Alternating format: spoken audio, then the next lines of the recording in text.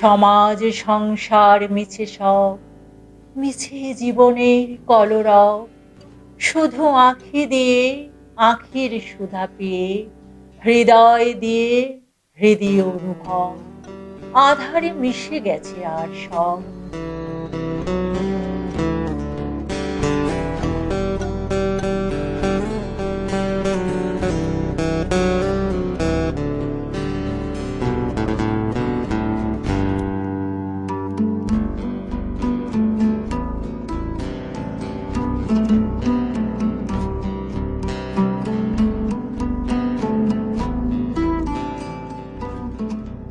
নমস্কার, চন্ডাল বুকসে সকলকে স্বাগত। আমি ঋতু।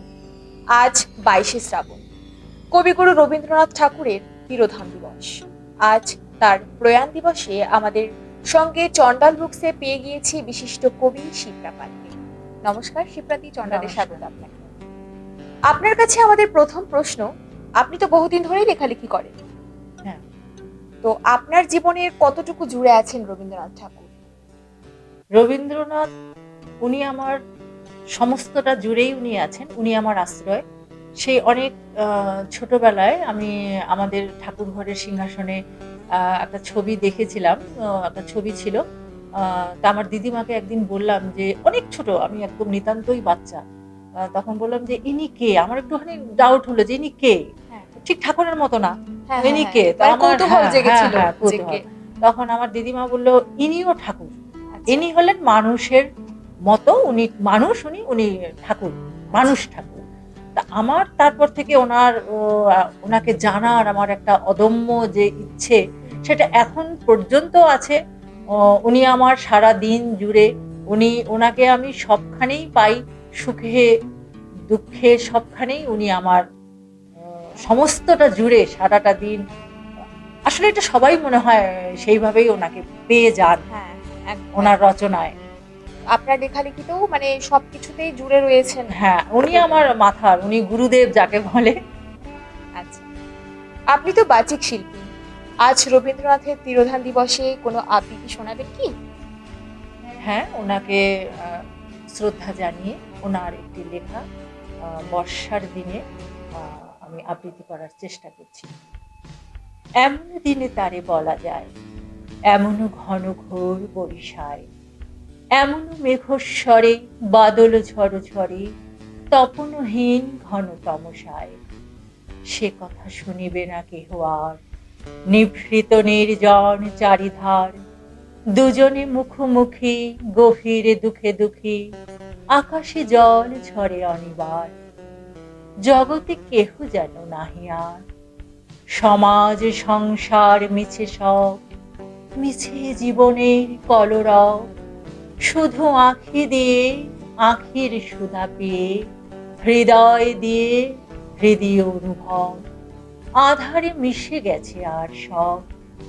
বলিতে ব্যথিবে না নিজ কান, চমকি উঠিবে না নিজ প্রাণ, সে কথা আঁখি নেড়ে মিশিয়া যাবে ধীরে, বাদল বাই তার অবসান, সে কথা ছেয়ে দেবে দুটি প্রাণ, তাহাতে জগতে ক্ষতিকার, নামাতে পারি যদি মনোভার, শ্রাবণ বরিশনে একদা গৃহপণে, দুটি কথা বলি যদি কাছে তার, তাহাতে আসে যাবে কি বাঁকা, আছে তো তার পরে 12 মাস, উঠিবে কত কথা কত হাস, আসিবে কত লোক কত না দুঃখ শোক, সে কথা কোনখানে পাবে নাশ, জগতে চলে যাবে 12 মাস।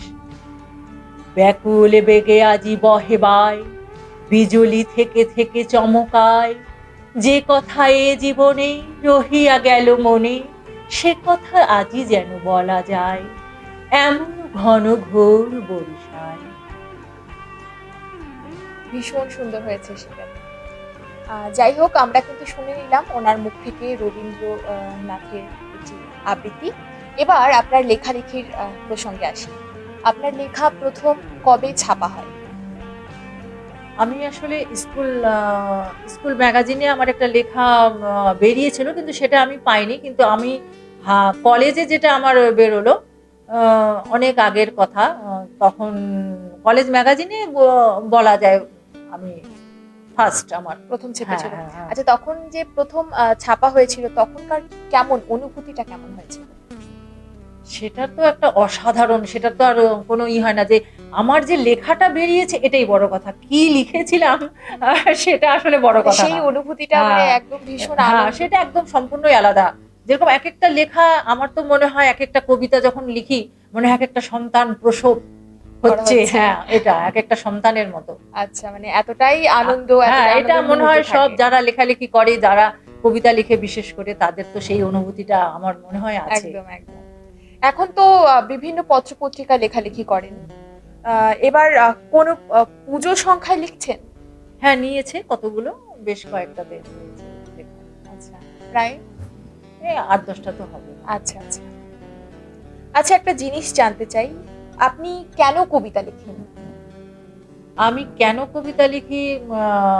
আমি আসলে ছোটবেলা থেকে আমি সম্পূর্ণ একটু অন্যরকম ছিলাম, সেই সাধারণ বাচ্চাদের মতো না। আচ্ছা। একা থাকতে খুব ভালোবাসতাম এবং সারাক্ষণ বই পড়তাম। ও। আর রেডিও, আকাশবাণীটা আমার খুব প্রিয়, এখনো খুব প্রিয়। আ সেই থেকে বই পড়তে, পড়তে বিভিন্ন ধরনের বই, ছোটবেলায় ছোটদের মতো যাই হোক, যখন যেটা বই পড়তাম হুম।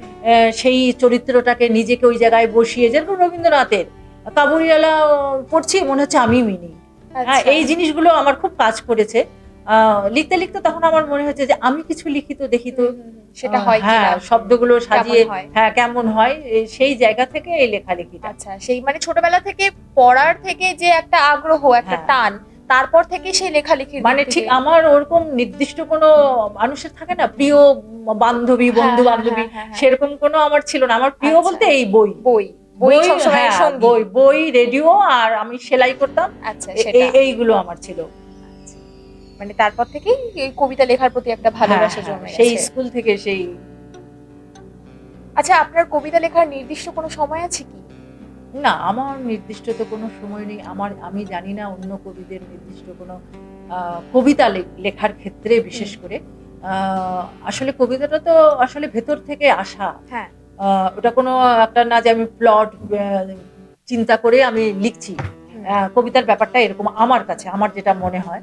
তো একটা মনে হলো, কাজ করতে, করতেই মনে হলো যে কিছু আমার একটা একটা, লাইন চলে হ্যাঁ, একটা আসলো, লাইন কিছু চলে একটা আসলো। ছন্দ চলে হ্যাঁ, আসলো। একটা ছন্দের ব্যাপারটা আলাদা। হ্যাঁ, ছন্দটা সম্পূর্ণই আলাদা। ছন্দের সেটা সাথে, ছড়া হ্যাঁ, হয়ে গেল। আ তো একটা শব্দই চলে আসলো। হ্যাঁ, হ্যাঁ। সেই থেকে মাথা থেকে একটা যে না, আমি তো এই জায়গাটা এইভাবে এটাকে চিন্তা করতে পারি। হুম। ওই তারপর থেকে ওই সাথে, সাথে লিখে রাখি। না আচ্ছা। লিখলে তো আবার ভুলে যাই পরে। হ্যাঁ, হ্যাঁ, হ্যাঁ, হ্যাঁ। ও সেইভাবেই লেখা হয়ে যায়। হ্যাঁ, হ্যাঁ, হ্যাঁ। আচ্ছা। আচ্ছা, আমাদের ভিউয়াররা কি আপনার কণ্ঠে আপনারই লেখা কোনো কবিতা পাঠ আপনি করবেন সেটা শুনতে পারবে? হ্যাঁ, হ্যাঁ। কবিতার নাম নদীর ভেতর আমি। নদীর ভেতর আমি, আমার ভেতর তুমি। ধোঁয়ার মতো শীত মেখে হেঁটে যাচ্ছিলাম অচেনা এক উদ্দেশ্যে। সেদিনের রোদটুকু ভীষণ দামি এবং কিছু জীর্ণ কথা, যা কখনোই পুরনো হয় না। কুয়াশাচ্ছন্ন ভুট্টা, ফেরি করা সন্ধে, তাপে পোড়া নরম দানা, কাপড়ে লাগানো লেসে শিশির জড়িয়ে যায়। উত্তর জনপদে কনকনে বাতাস, কমলা বনে কাঁপছে পাতা। তিস্তা, মহানন্দা এখন বালির বসতে ঘর। রাজপথ ব্যস্ততায় এগিয়ে গিয়ে ছুঁয়ে দেয় বৃষ্টিহীন ধুলো। গিটারটাও কতদিন বাজানো হয়নি। শেষবেলা রোদ্দুরটা গাছে লেগে সোনা আলো ঝরে। আবার আমলকি জলপাই বনেও হু হু করে শীত ডাকে। স্বপ্নের ভালোবাসারা অনেক চওড়া হয়, শর্তবিহীন গচ্ছিত হাত, ফ্লাইওভারে ঠান্ডায় জড়সড় রাত। কি ভীষণ ভাবে ভেঙে পড়ে বাঁকানো অসমাপ্ত সিঁড়িটা। নদীর ভেতর ক্ষরণ, উপরের স্বচ্ছতা বড়ই প্রয়োজন। ভীষণ সুন্দর লাগলো। আমরা চাইবো যে আপনি আরো একটি কবিতা যদি পাঠ করে শোনান।